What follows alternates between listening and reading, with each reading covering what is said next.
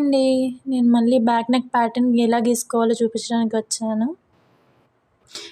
ఇదిగోండి మెజర్మెంట్స్ ప్రకారం నేనైతే ఇక్కడ 10 ఇంచెస్ వరకు మెజర్మెంట్ తీసుకొని టేప్తో పెట్టుకుంటున్నాను, మార్క్ చేస్తున్నాను. అదిగోండి చేస్తున్నాను. ఓకే, మార్క్ అయితే పెట్టుకున్నాను. స్కేల్తో నేను స్ట్రైట్ లైన్ గీసుకుంటున్నాను. చూడండి, ఇప్పుడు మళ్ళీ నేను క్రాస్గా ఒక లైన్ గీసుకుంటాను. ఆ పాయింట్ నుంచే నేను ఇందాక మార్క్ చేసుకున్నాను కదా 10 ఇంచెస్, అక్కడి నుంచి తీసుకున్నాను. ఓకే, ఇది కూడా అయిపోయింది. ఇదిగోండి ఇక్కడ మళ్ళీ నేను 5 ఇంచెస్ నెక్ మార్కింగ్ పెట్టుకుంటున్నాను. దీని నుంచి కూడా నేను ఒక లైన్ గీసుకున్నాను. చూడండి, రౌండ్ ప్యాటర్న్ కూడా నేను వేసుకుంటున్నాను ఇక్కడ.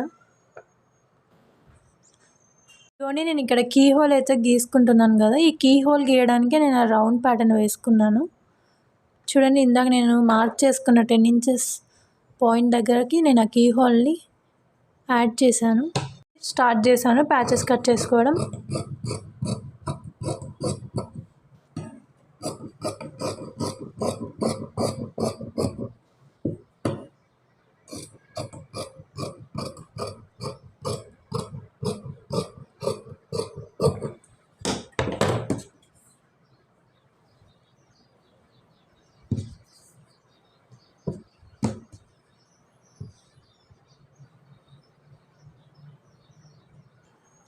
ఇదిగోండి ఫైనల్గా ప్యాచ్ వర్క్ కటింగ్ కంప్లీట్ అయిపోయింది.